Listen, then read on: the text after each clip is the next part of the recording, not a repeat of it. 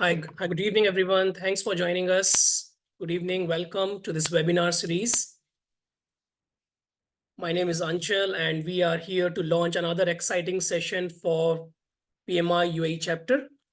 As the part of our endeavors, always to bring best of the topics to all our chapter audience and the new members and prospective joiners. I welcome all of you to come and join us for this webinar. We will officially start by 7:05 as we normally do. But yeah, we will always keep welcoming you guys. So please start sharing your introduction, start your endeavors to network with each other. And then, of course, good to see the people who have been the regular with us and the new members who are joining first time. Welcome to all of you as well. Please try to tell us that where you're joining from and what kind of background you are from. That will be really helpful for the new people to come and learn about you. Good evening, guys. Good evening. Might be somebody is joining from other time zones. So good afternoon, possibly, or early in the morning, possibly. We'll come to know if somebody is joining from other part of the world as well.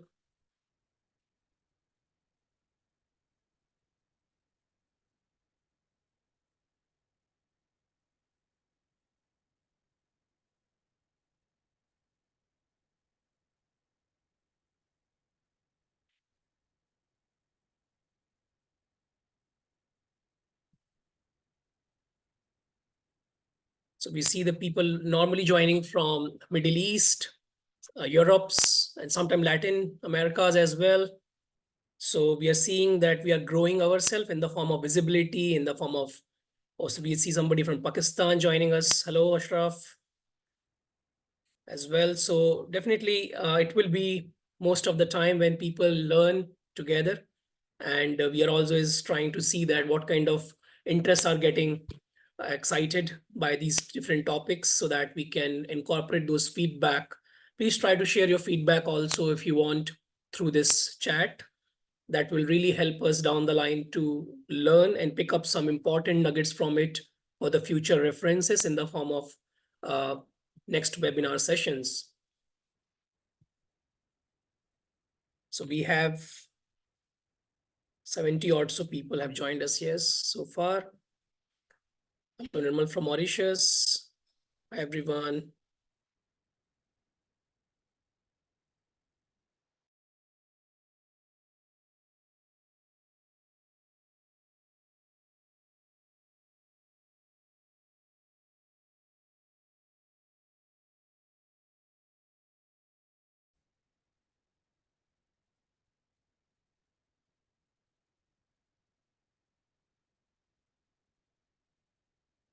So we will just begin in a couple of 1 or 2 minutes more officially, and then we will start with our PMI UAE chapter introduction. Oh, there is we go. Danny is sharing some fun fact. Okay.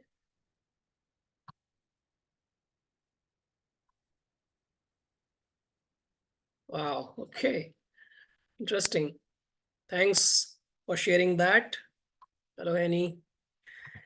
Fine. So I think we are at 7:06. So we will officially launch the sharing of the webinar. And about the webinar series, if somebody is joining us first time, welcome to all of you again.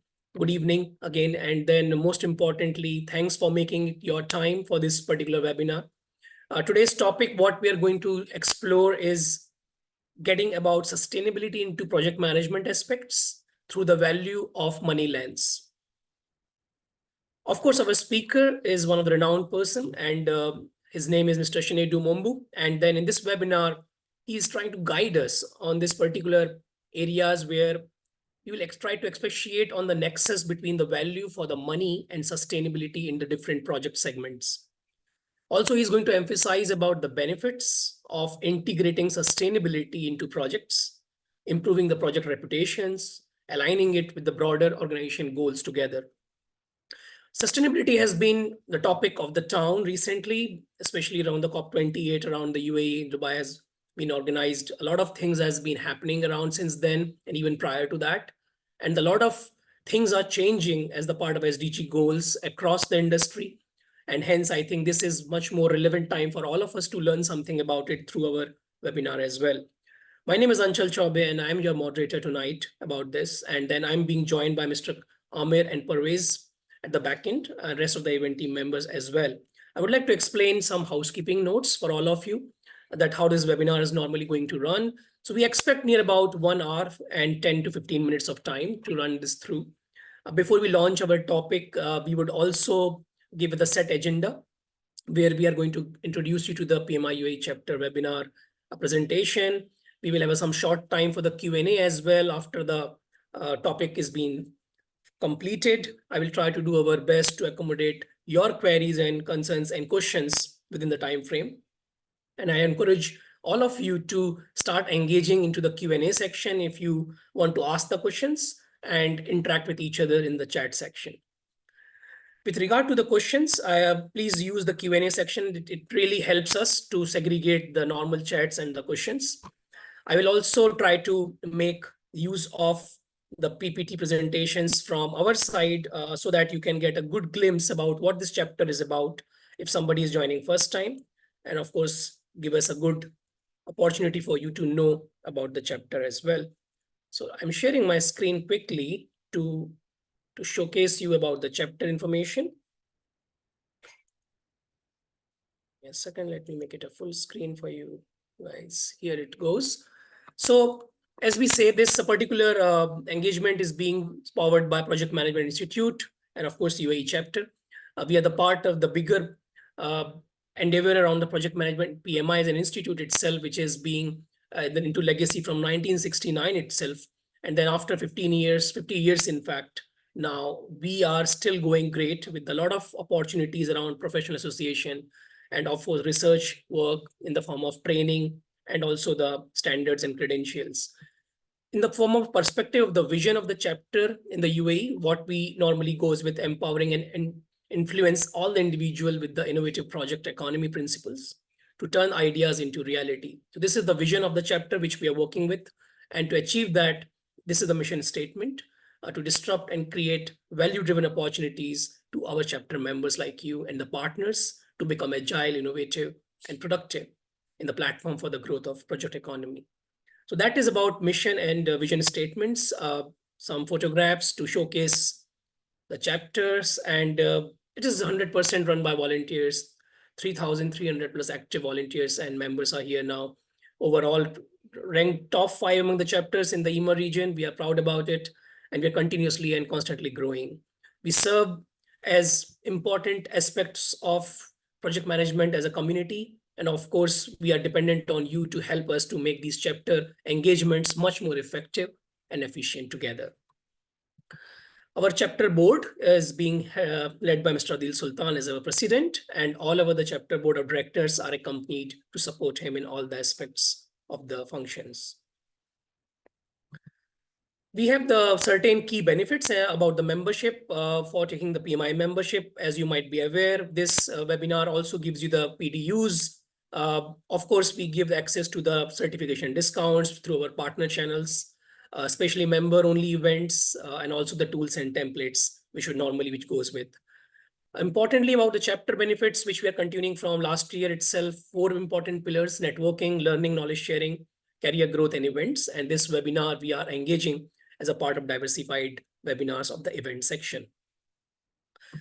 So if you want to learn more about the chapter activities, feel free to engage in the LinkedIn, YouTube channel, of course, the Facebook and Twitter, Instagram. And of course, a lot of information is getting pumped up into the PMI website as well from the www.pmiua.org. You will get all the enough information about your forthcoming event webinar series, as well as any kind of events, what we are going to organize through our chapter website as well. So coming back to today's webinar session, let me introduce our speaker now. Mr. Chinedu is an international development expert, and he's result-driven certified project program and portfolio manager with over 15 years of consistent and proven delivery experience in leading enterprise-wide projects and portfolios.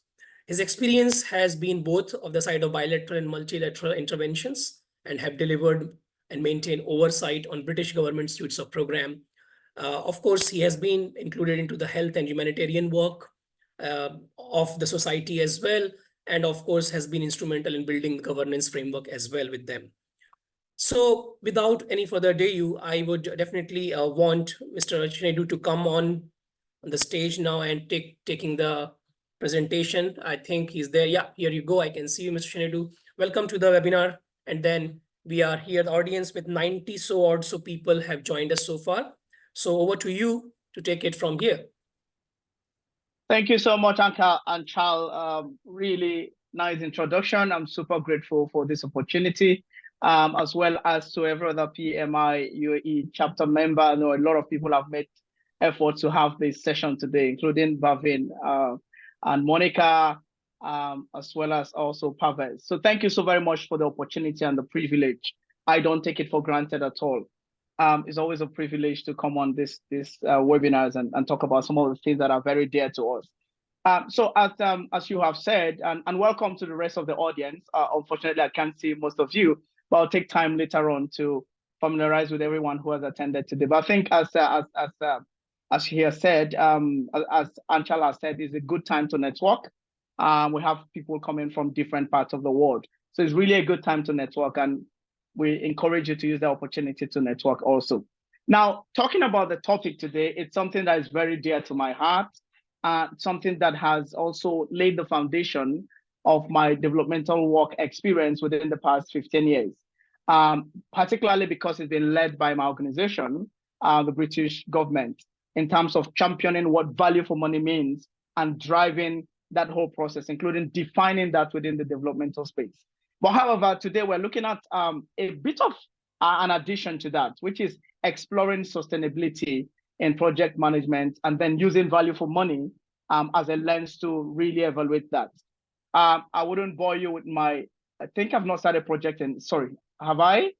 I'm not sure. 1 second. If I can get a thumbs up from you. Yeah. Still, if you can say. Yeah, now we can see it. Perfect. Great. Yeah. Okay. So that is what we're talking about today. As I have been introduced, I wouldn't go into my introduction again today, but this is some of the things that we have done, what you're seeing on the screen in terms of building our competencies so far and coming to this level where we are able to talk to you about some of the things we've built competencies on, as well as expertise. So as I said, I wouldn't go into the nitty-gritty of an intro. What we want to do here today is to look at what sustainability means in terms of conceptualizing it as well as contextualizing it. So the concepts of sustainability, and then suit that within what we want to talk about today. The second thing we want to do is talk about optimizing benefits through the 4 pillars of value for money. We'll spend time talking about the 4 pillars of value for money today, because those are the basis or the anchor with which you understand value for money.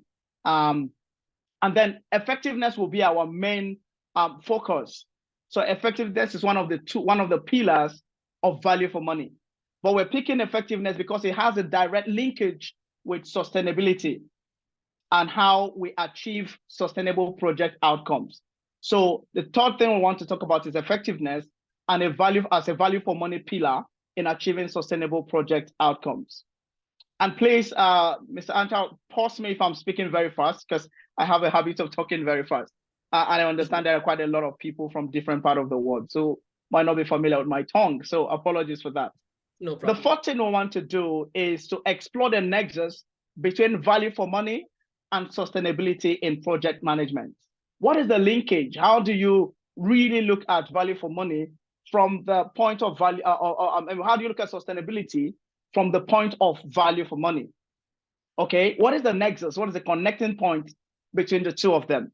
And then finally, we want to look at some of the intrinsic and extrinsic benefits of integrating sustainability and value for money in project management. Of course, these are 2 key ingredients of of project management. So what are the benefits for bringing them into project management? That's what we're going to see here today. The next slide looks at a poser, few things to reflect on.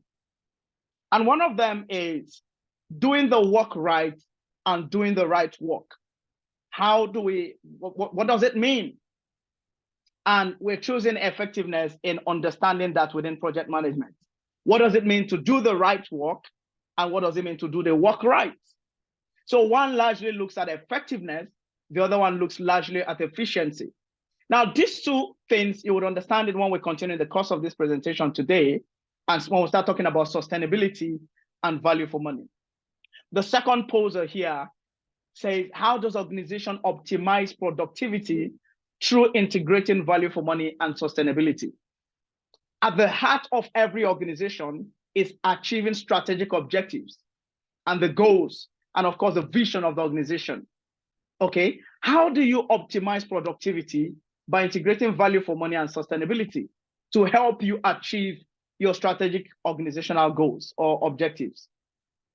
The third thing we want to look at is, we want you to brainstorm on is, how does assessment of cost, benefits, risk, quality, stakeholder engagement, monitoring, and lessons learned translate into sustainability?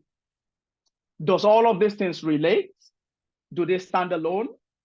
Do we talk about risk and have sustainability in mind when we talk about risk, for example?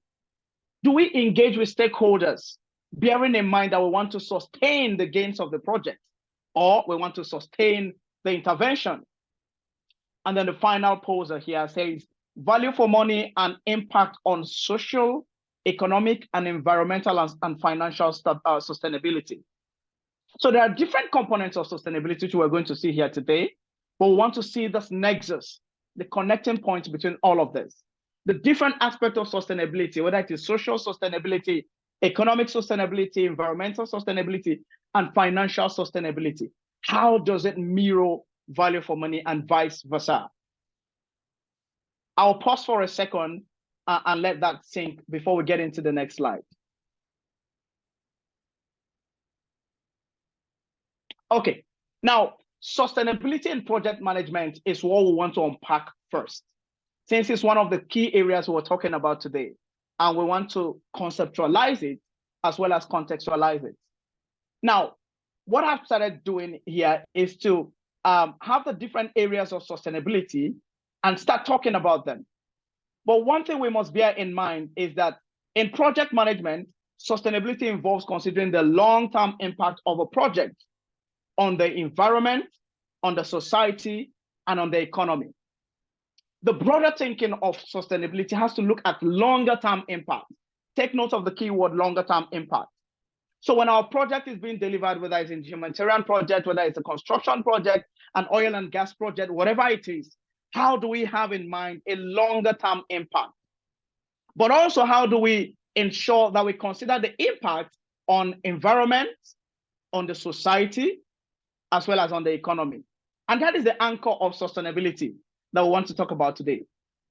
Again, it includes using resources efficiently, minimizing waste, ensuring that the project benefits endure beyond its completion.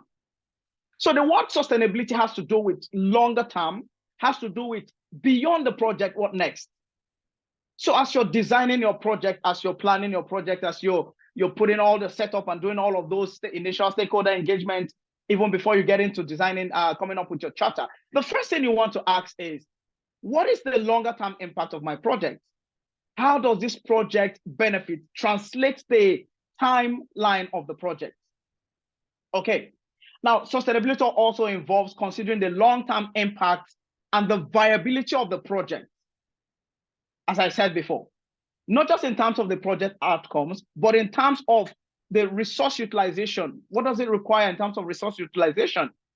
How do you do stakeholder engagement in such a way that the project outcomes can be carried forward beyond the project? And then, of course, return on investment. We look at return on investment for a very short-term perspective, but return on investment can actually look at beyond the project. So you have projects that have closed, but the benefit of the project, the return on investment on the project, continues to outlive the project. So that is part of the thing we want to really largely talk about here today. Now, back to the slide that we have before you here. If I pick environmental sustainability first, of course, the question that environmental sustainability looks at is evaluating the project life cycle and identifying opportunities for eco-friendly designs, for resource for resources that helps you in conservation, in waste reduction, and how all of those can contribute to environmental sustainability. Now, somebody will say, oh, why are we talking about this? We're not talking about just projects from a climate perspective or environment. We're talking broadly around projects. How do you ensure that from the designing of your project, that you're considering eco-friendly designs, for example, resources that helps you in conservation, resources that helps you in waste reduction, and resources that helps you ultimately to sustain the environment? And that has nothing to do with the kind of project you're doing. So, for example, we're looking at humanitarian intervention that just believes in distributing resources, relief material, and all of those. How do you ensure, for example, that the relief materials you're distributing does not become a problem to the environment? And that's a very key example. So when we're talking about sustainability within the framework of the environment, we're looking at how you consider all of the environmental factors in designing and evaluating your project. Now, when we look at the financial sustainability, and this one, we're going a bit more narrow in analyzing costs and benefits of the project within the entire project lifecycle. Of course, you can determine the sustainability of a project, of the financial sustainability, right from the designing phase. And of course, it can involve identifying potential costs or cost overrun, optimizing resource allocation, and minimizing waste. So this literally looks at the figures, the papers. Okay, how much in, how much out? How do we ensure that we put in little money and we make more profit from a longer term perspective? How are we looking at the cost drivers, the things that cause cost overrun in the project, and all of those, and how do we ensure that we minimize waste?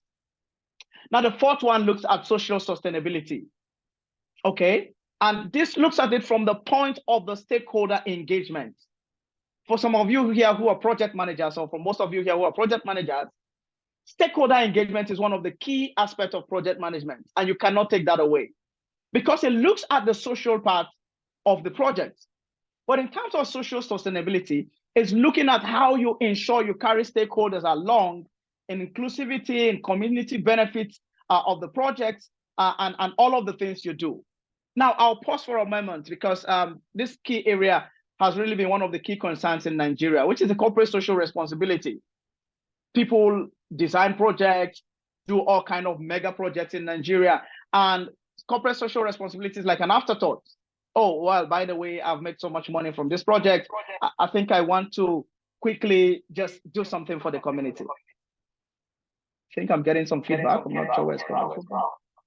Okay, sorry for that. Oh. Hello? Okay, apologies for that.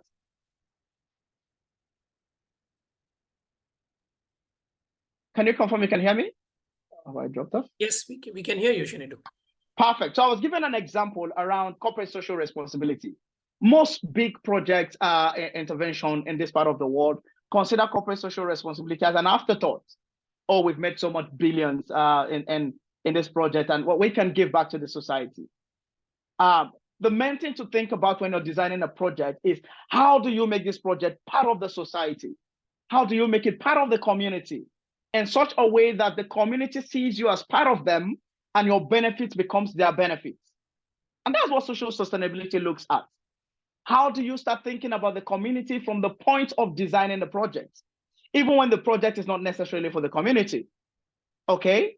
And so that then helps you incorporate elements of corporate social responsibility, for example. So project managers can ensure that the project delivers social values by prioritizing local employment, for example, fostering community development and addressing all the social issues. If, for example, your project is going to make millions of dollars from a community, how about doing other work like fixing the roads that you may not necessarily use to move your product? How do you take care of some of the basic issues, including issues that may not necessarily have any direct linkage with your project? And that is what social sustainability looks at. And then the final one is economic sustainability. And of course, we've said here that by considering the project economic benefits, such as revenue generation, job creation, and cost savings, managers can assess its economic sustainability by just doing all of this consideration. Okay, what is the impact of my project on the immediate community or the immediate economy of the society? Okay, how does it how does it churn out jobs for the people? How do I manage my revenues?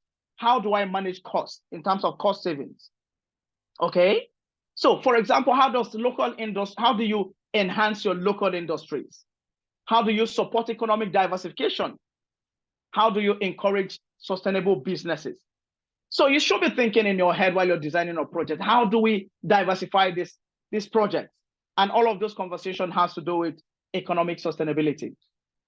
I will pause for 10 seconds and allow us to take that in while I leave this on the slide. So in summary, we have 4 core areas of sustainability, okay, when we talk about project management. And all of those revolves around the environment, the society, and the economy. And we talked about financial sustainability, environmental sustainability, social sustainability, and economic sustainability.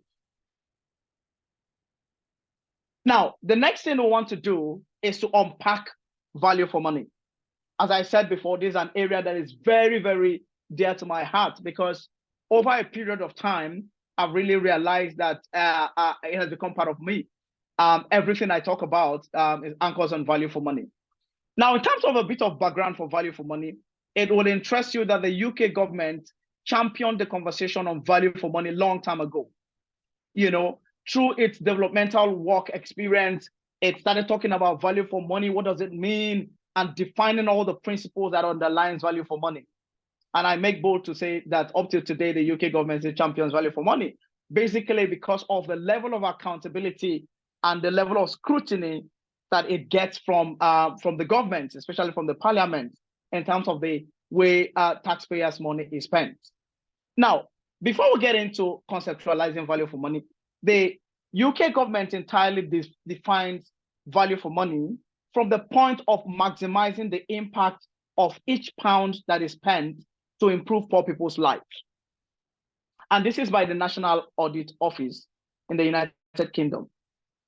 So value for money looks at how do you demonstrate, looks at how you minimize costs, but more importantly, looks at the holistic appraisal of whether the project is doing the right things, whether it is working in the right ways, and whether it is implementing at the right price. Okay, so ultimately, value for money looks at benefit maximization. For some of you who have done program management certification, of course, everything about program is to deliver benefits. But how can we optimize the benefits that we derive from a program? So value for money underlines that argument, and it cuts across virtually every aspect of the program or project. So as we said, it's about obtaining maximum benefits with the financial, political, and human resources available. How do you get more with little? Not just that, but how do you get more qualitable ones, more effective processes? How do you ensure lessons are learned while using the resources you have? The second thing to understand in demonstrating good value for money is that, as I said before, it looks at a holistic appraisal of whether the project is doing the right things in the right ways and the right price. When we started with our teaser, we talked about doing the right work and doing the work right. And one very, very interesting tongue twister. Okay, if you're doing the wrong work and you're doing the wrong work right, it is difficult for you to achieve outcomes or sustainable outcomes. So from the onset, you want to start thinking, this project I'm doing, is it the right project? And then let me worry about the processes, which is the how of doing the project. So from the value for money point of view, you're looking at a holistic appraisal of your project. From the first instance, is this project the right project? And then am I implementing it in the right ways? And then how about the cost I am incurring in the project at the right price? The other thing also to bear in mind is that VFM focuses much more also on monitoring and evaluation and learning. At the heart of monitoring and evaluation and learning is value for money because of the three key related areas, which is the results, opportunities, constraints, and then costs. Of course, when we do monitoring, evaluation, and learning, or monitoring and evaluation, which is the common version, we're looking at results. What did we set out to achieve? How far have we achieved it? Are we on the right course? Do we have any needs to reprogram or tweak the program design? And all of those arguments. The other one is, how are we exploring opportunities that are being thrown at us while managing the constraints? So SWOT analysis, your strengths, weaknesses, your opportunities, and your threats. And then the last one is your cost. So value for money looks at all of these key aspects, which are mainly monitoring and evaluation.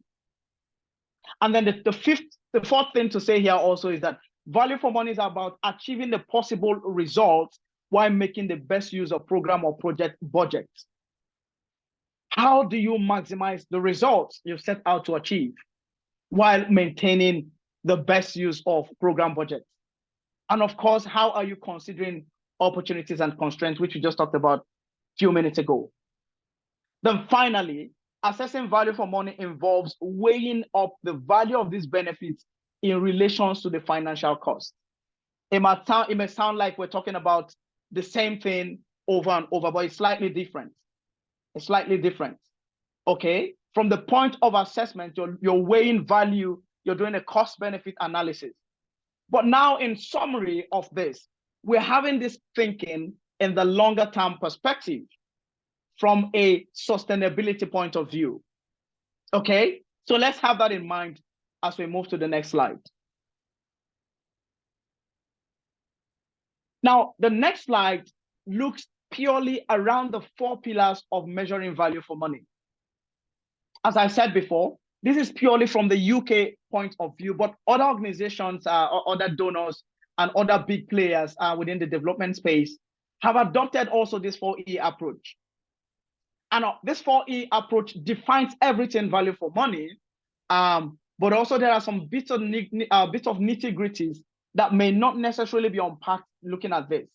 And we can talk about it slightly as we proceed.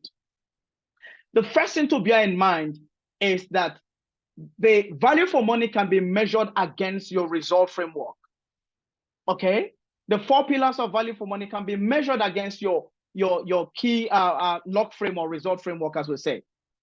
So what we are looking at here is a model of a result framework. For some of you who might understand what a log frame looks like. The inputs, the processes, the output, the outcome, and the impact. Now, what underlines all of this within the value for money are the 4 key pillars of value for money. Okay? Now, if we're looking at economy, for example, so I will also call them the 4 E's of value for money. When you're talking about economy, you're looking at buying inputs of the appropriate quality and at the right price. I'll leave that for a second to sink in. When you want to buy inputs, we know all very well that all projects require inputs to process it to get outputs. Now, at the economy level, you're looking at buying the right inputs at the right quality and at the right price, largely so. And that has to do with what input you bring into the project. It doesn't go beyond that argument. So if we're going to give a practical example, let's say you want to do a training of 50 persons, okay, whether it is on skill acquisition or whatever training. You want to train 50 people. You're looking at what resources will be needed.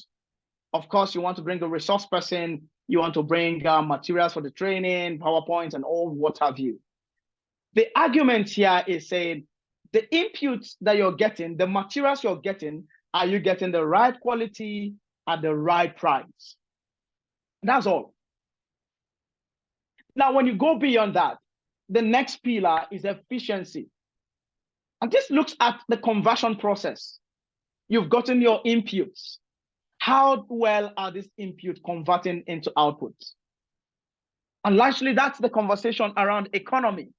How well are you converting the inputs that you have gotten at the right price, at the right value, at the right quality? How are you converting it into outputs? Now, using our example that we just gave, the participants you've brought in to train on skill acquisition, all of these materials you've brought, how does it achieve the output of the training, which is skill acquisition, capacity building, whatever you've defined? How does this input translate into the output of that immediate activity? So at the efficiency level, you're looking at input versus output. What did you brought in and what did you bring out? Okay.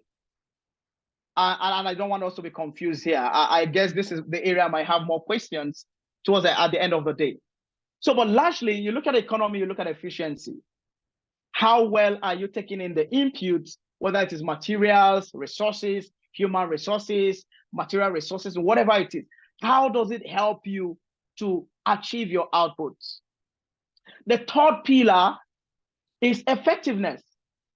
Now, this one looks a bit more at a longer term perspective because it looks at the outcome.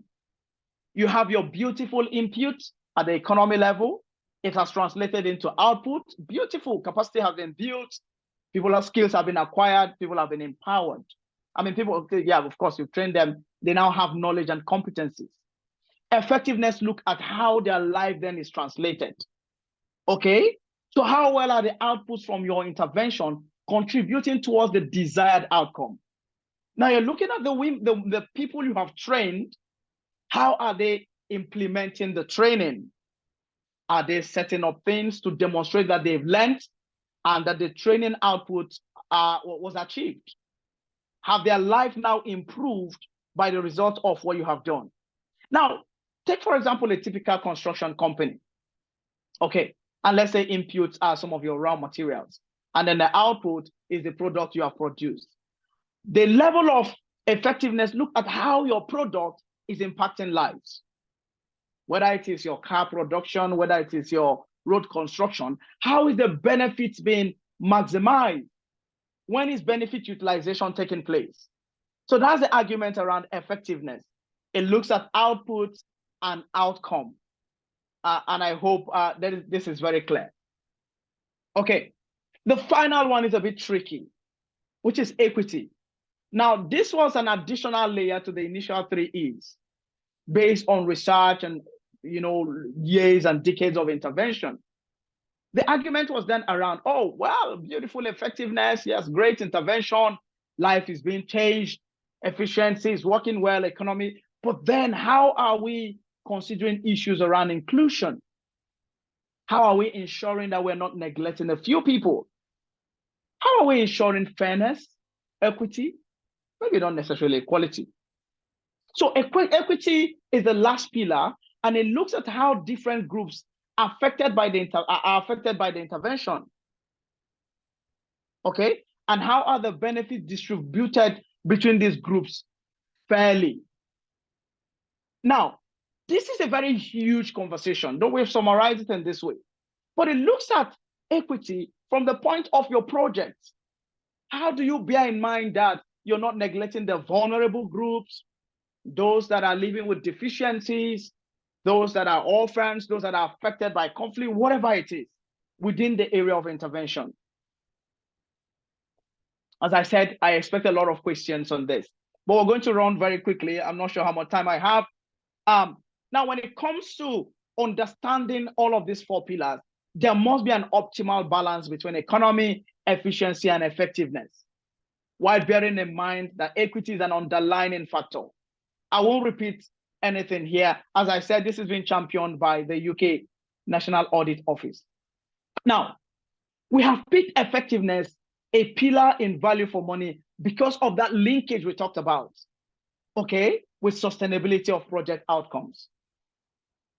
How much time do I have before I overrun myself? Yeah, we still have around nearly about 10 to 15 minutes maximum more.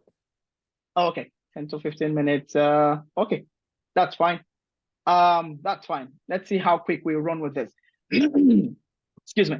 Now, effectiveness in value for money, as we said before, is the linkage between sustainability of your project. It is that pillar that really makes you to start thinking about impact, about long-term, about impact on the society, impact on the economy, impact on the environment, because it has a longer-term mindset. Now, in terms of effectiveness, it is concerned with the process of converting, and we talked about this before. The second thing to bear in mind is that the issues of targeting, scale up, coherence of output, and equity are all related to effectiveness. So if you start off a project to help 50 people, at the end of the day, are you really thinking about scaling this project? Are you really thinking about the mega impact it's going to have? Even if it's around your profit maximization, scale up must be considered from the project design and not afterwards. Okay, one thing we must bear in mind. So the issues of scale up, issues of targeting the right beneficiaries has to be considered at the effectiveness stage or pillar. Effectiveness addresses the below questions. We've listed a few questions here where effectiveness looks at in terms of sustainability of project outcomes. So it asks questions like, what results were you achieved, were achieved so far? Okay, we've done this project for 5 years. What results have we achieved? Not talking about outputs now. We're talking about outcome results. Were there any cost benefit analysis that were conducted from the beginning of the project and maybe later, so that we can weigh whether what you're doing is the right work or you're doing the work right? Okay, are you able to track the cost of these results? So for example, number of beneficiaries reached, equipment distributed, and all of those. The fourth thing is what measures were taken to ensure sustainability beyond the project duration. So for example, if you have a project in a context where there is disaster, what are you thinking in terms of, dealing with the disaster? How are you looking at the project duration within the period when the weather, adverse weather condition may not be favorable? And then the final thing is, can this project be scaled up? How and why? So these are some of the thinking that you must bear in mind within sustainability and within effectiveness in value for money. And I think this slide really draws the linkage very closely. And we must bear that in mind. My time is really very fast spent, and I think I still have a couple of slides to discuss. Now, in terms of exploring sustainability in project management, a few things we must consider. We must bear in mind the need to incorporate sustainable practices and principles throughout the project lifecycle. What are the best sustainable practices we must adopt, irrespective of the project? The second thing to bear in mind is integrating sustainability consideration into project planning has to do with sustainability assessment, for example, to help you identify potential environmental, social, and economic impacts of the project. So sustainability assessment must take place. By integrating sustainability, you must be thinking about all of this whole impact on environment, social, and economic part of the project. Stakeholder engagement and communication is very, very important as long as you want to sustain the project. So how are you including community voice, local authorities, governmental, non-governmental organizations? How do you ensure that their concerns and their perspectives are factored into the project in your decision making in such a way that you build trust and collaboration, in such a way that the community becomes part of your project and your project becomes part of the community? And then finally, in project procurement, sustainability must be considered. How do you select the suppliers and the vendors? Do they align with some of the best practices in terms of sustainability? Do they have environmental and social policies? Okay. Are they certified by standard organizations in terms of environmental sustainability and all kinds of sustainability? So these are 4 areas you can make sure you incorporate sustainability into your project. Of course, there are different areas, but we only could spend that number of minutes talking about that. I think I have 3 more slides, and I'll see how quickly we can go. Now, coming to the nexus between value for money and sustainability in project management, a key things we must bear in mind. One thing is adaptive programming. We know very well we operate in a VUCA world where things become vulnerable, complex, ambiguous, and what have you. So agile program management is the biggest thing. Of course, sustainability, agile and adaptive program management has to do with sustainability. How do you adjust to the nature and the scale of your outputs and your activities in response to the learning about what works and what changes is happening in the context? So if, for example, you're doing your project and there's a conflict that bursts out, how do you adapt to that changing context within your program? So from the designing of the program, you should start thinking about that, especially when you're working in fragile environments or places where conflict can escalate, using that as an example. Coordination and leveraging. How do you coordinate and leverage within the project and with other partners? Have you thought about other partners that you can align with within what you're doing in such a way that you have much more economy of scale, as they say, or cost comparative advantage? If, for example, cost of production is very high for you, can you reach out to people who is cheaper and then find a way of leveraging on that relationship, bearing in mind sustainability? Sustainability also ensures that there is a strong stakeholder buy-in. Okay, so as we said that before, stakeholder buy-in is very key in sustainability. And then targeting, ensuring that your support is focused where it can have most impact. Now we're looking at support. We can also be looking at your production if it's profit-oriented. How do you ensure that you're targeting the right people? How do you ensure it is demand-driven and not supply-driven? Okay, now lean management. Now talking about resources. How do you minimize admin costs without sacrificing other good practices? Of course, lean resource management. All of this has to do with sustainability in the long run. And then finally, influencing government and other key actors in order to maximize outcome. This is very important because we know very well when you look at the risk in your project, the key stakeholders who can impact your project and decide the outcome of the project are the government. One policy direction or policy change can alter the outcome of your project. So very important that you consider these key actors. So how do you maximize replication of approaches through a demonstration effect? I know our time is fast spent and I'm really talking very fast. Now we're looking at the intrinsic and extrinsic benefits of integrating sustainability in project management. Quite a lot of it here. Now, intrinsic is much more internal from an organizational perspective. What do you stand to gain if you integrate sustainability in your project? And then from the extrinsic point of view, you're looking at the long-term impact on the environment and much more outward looking. Now, in terms of the internal benefits, of course, it helps you to optimize resources by minimizing your environmental footprints. So for example, if you're implementing a project in London, there are huge carbon footprint requirements that you must meet. So if you comply from the onset, it minimizes your cost at the onset. The second thing is in terms of your reputation and your branding. So your projects, when they prioritize sustainability and deliver value for money, they can enhance your reputation and your brand. You can be known for environmental compliance. That project is all eco-friendly. And then people get sponsorship and grants by just making their project environmentally friendly or eco-friendly. The third thing in terms of internal benefit is risk management.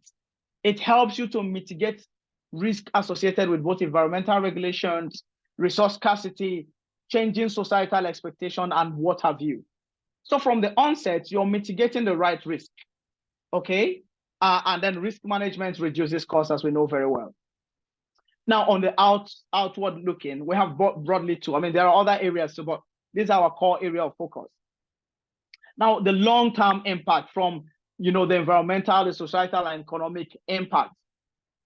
Okay, how do your project create lasting value and minimize risk associated with environmental degradation and social unrest? So from the long point of view, if your project does not enhance conflict, does not increase environmental degradation, or does not worsen the environment, you stand much more to gain. Okay, you can have more stakeholder buy-in by just achieving all of those. Imagine if your project is part of addressing the conflict within the society and how that is going to really reduce the impact on your project or your intervention in terms of blowback. Now, the final one in terms of extrinsic benefit is stakeholder engagement. It ensures that your project delivers meaningful benefits while addressing concerns related to environmental and social impact. So your benefit can be maximized by engaging with the stakeholders, building trust, building rapport, and ensuring that you factor in all their needs and their concerns and aspirations within the project. And as I wind down, I just want to highlight four key areas in our conversation today. And again, we're planning to have time for questions and answers. Now, in summary, overall, exploring sustainability in project management involves considering environmental, social, and economic impact at every stage of the project lifecycle. It also bears in mind engaging stakeholders, making informed procurement decisions, optimizing resource usage, and monitoring progress towards sustainability goals. All of the things we've talked about here today all culminate to sustainability in project management. Integrating sustainability in project management practices not only minimizes the negative impacts on your project, but also it creates opportunities for innovation, opportunity for cost savings. Okay, it creates opportunity for for positive social and environmental outcomes and many other benefits. It's something you can never neglect. Okay, and then the third one is that by considering the nexus between value for money and sustainability, project managers can create projects that not only delivers financial returns, which is internal, but also contribute to a more sustainable and resilient future. So you should be part of the solution and not part of the problem. And then lastly, when exploring sustainability in project management through a value for money lens, the focus is on achieving desired project outcomes in the most cost-effective and resource management manner, while also considering the broader sustainability aspects. So I think this is the summary of the whole conversation. And what we need to bear in mind is that without sustainability, it's difficult for your project to really maximize benefits in that regard. And so it's always very important to think about it in this manner. But bearing in mind that value for money is a defining factor, even as you define sustainability. I think because of our time, I will want to pause here, and then we can pick up the conversation. Thank you so very much for your time.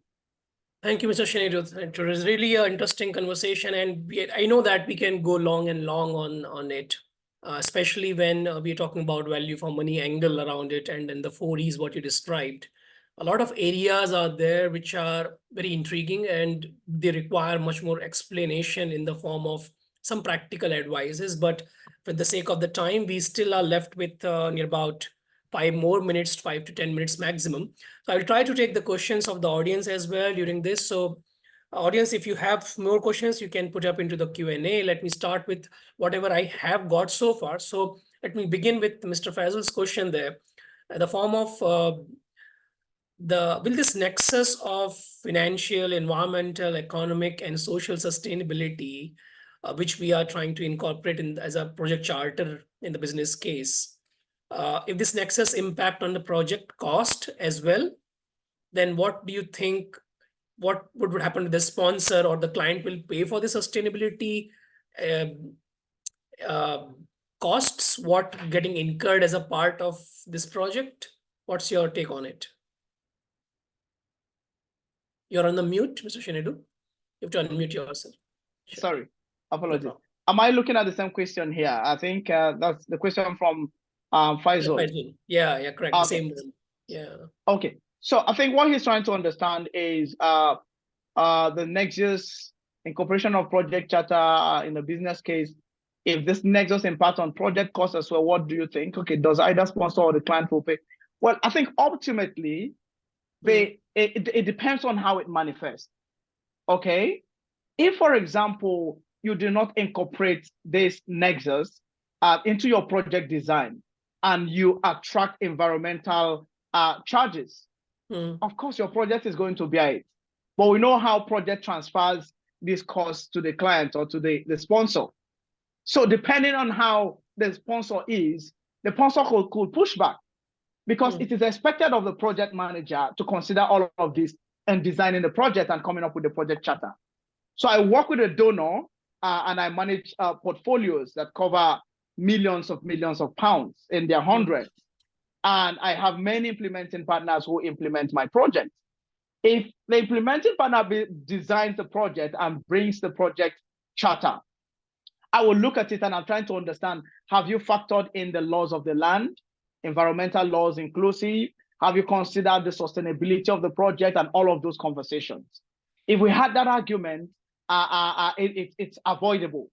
But if we do not have that argument and the project is implemented and then it cures all of these costs, then absolutely I would push back to the project manager. But again, depending on those. But for some organization, reputation is much more important than cost.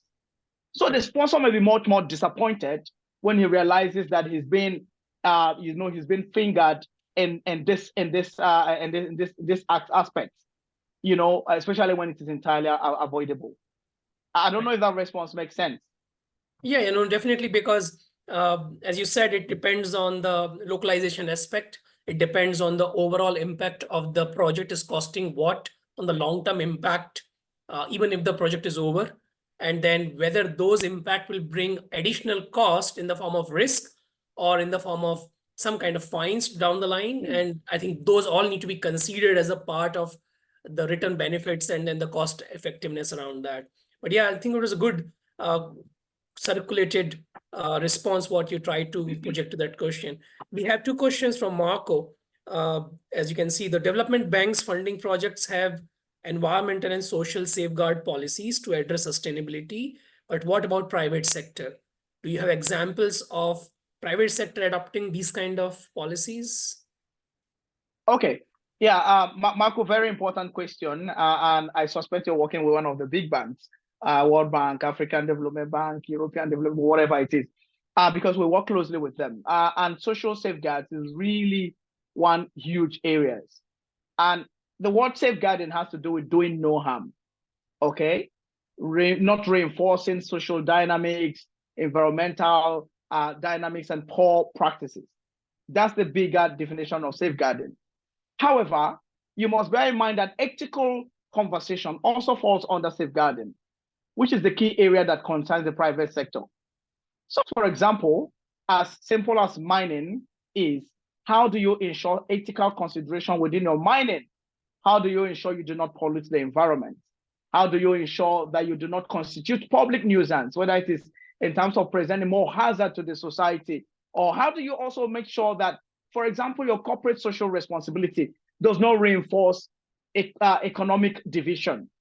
Okay, we've known practices in some countries where oil and gas companies go to settle some of the key troublemakers in the community, further impoverishing others at the expense. So private sector must consider all of this too. But then the conversation on safeguarding is as huge as simple as implementing your project in a community and making sure your staff do not take advantage of the ladies there, for example, in terms of sexual exploitation. So having those strong policies in your documents really help to safeguard all of this. So, but depending on the kind of area of intervention, it can go as wide as, and it can also go as small as. I don't know if that's helpful, and you can add to that. No, definitely. I think that makes sense because see, there is nothing like you can enforce something until the regulators push that up to the point where you are not being targeted to execute or complete the projects without any guardrails around these. But from the perspective of the governments, from the perspective of social responsibility, from the perspective of SDG goals, it all depends that how private sector really try to look at it. Just again, nothing is going to come without cost, right? Everything will get materialized to the cost ultimately because you spend the money in the form of time, people, or efforts. Everything is going to get in the form of resource cost, and that need to be get mapped with the lens of value for money factor. And that takes us to the 4 E's. Elaborate why equity is targeted rather than equality. Marco is an extended part of it. So that's a quite good observation. I think that also comes from the discrimination aspect as well to the point. So I think, would you like to take that one up? Sure. Very quickly. And thanks so much for these questions are really very intriguing, right? So one thing you need to understand is that equality has limitations. Mm. Equity is much more a broader conversation. So equality on its own looks at the state of having equal rights. Okay? Mm-hmm. I mean, I'm a man, she's a woman, we're all equal, we're human beings. So we should be treated equally. So if you give me 5 naira, give her also 5 naira. That's the conversation around equality. It looks at same right, same opportunities. Okay. Equity, on the other hand, looks at fairness, looks at justice, how people should be treated, especially from their bias and favoritism. So the principle behind equity looks at equitable distribution of income. It looks at equitable treatment. How do you make sure you're not considering bias, but you're considering the different limitations that people have? So if, for example, I'm a woman, I have 5 children, I am limited by childcare, and I can't do the same work with the man, how are you considering her in decision making? Knowing fully well that she's a human, you're all equal, but she has limitations that does not allow her function optimally. Now, when we take that into project intervention, there are people in your project intervention society, that are at disadvantage. Okay? They cannot be equally treated with others. So if, for example, because I work in the conflict zone, there are people who are affected by the conflict directly, right? Other children who have become orphans, vulnerable as a result of that. You cannot give that household the same thing you give to someone who has not been affected. There are people who have become pregnant as a result of the conflict, being impregnated by the terrorists. Those ones will be considered separately. So equity conversation looks at how fair and just people are treated. But equality looks at rights and opportunities, and everyone is equal. I don't know if that's a great attempt at responding to that question. Yeah, no, but great attempt. I would say great attempt to, that was a actually tricky one to answer that into the point of the way. But yeah, with the sake of the time, I would like to take 2 or 3 more questions, but I don't know whether it will be, but keep it a bit short. How can the green project management apply to construction projects? Any quick tips on that?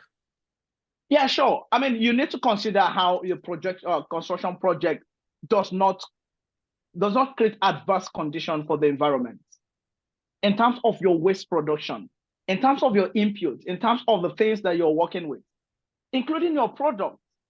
Okay. So from the processes of your construction work, from the kind of materials you use, from the point of the output, how sustainable are you thinking?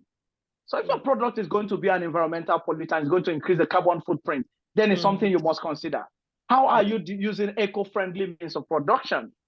Okay, in such a way that you're not increasing the harsh condition on the environment. So those are big conversations that construction companies need to really have, especially when it directly impacts sources of livelihood within the community. Sure.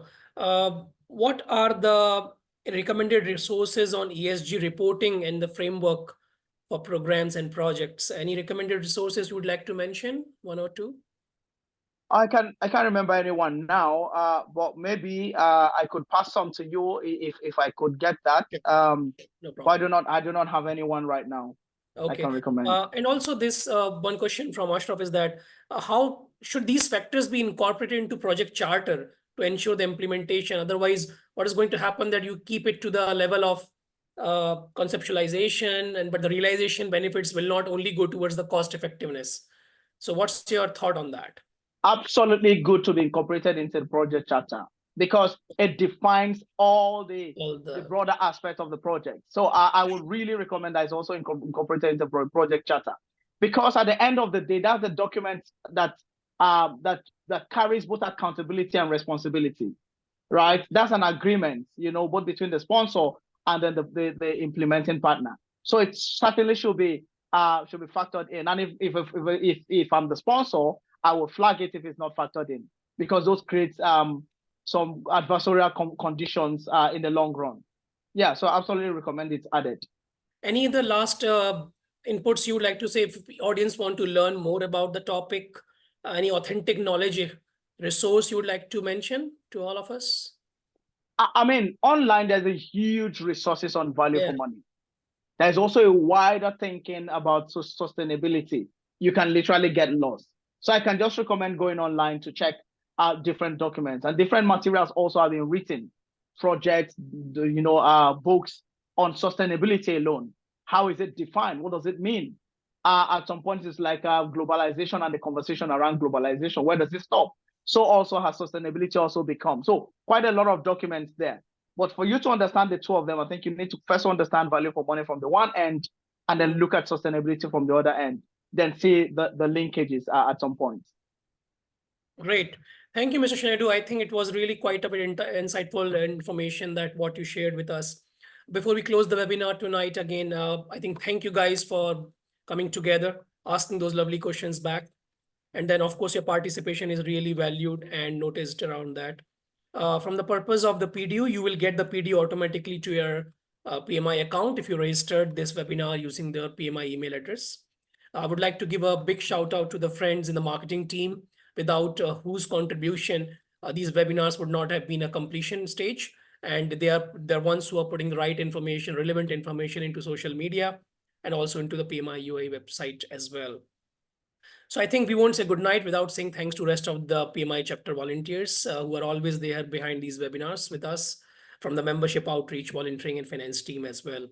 So thank you, Mr. Chinedu. Really a pleasure to have you out with us. And then definitely this will get published to YouTube channel. So whatever you shared, people can definitely absorb the material back from there. And of course, thank you so much for all the audience together from behind the camera, Mr. Amir and me and Pravez. This is Anshul wishing you a pleasant evening ahead, and thank you for your participation, and God bless. Take care and good night. Thank you so very much for the time, and wish you all the best. Bye, everyone. Bye-bye.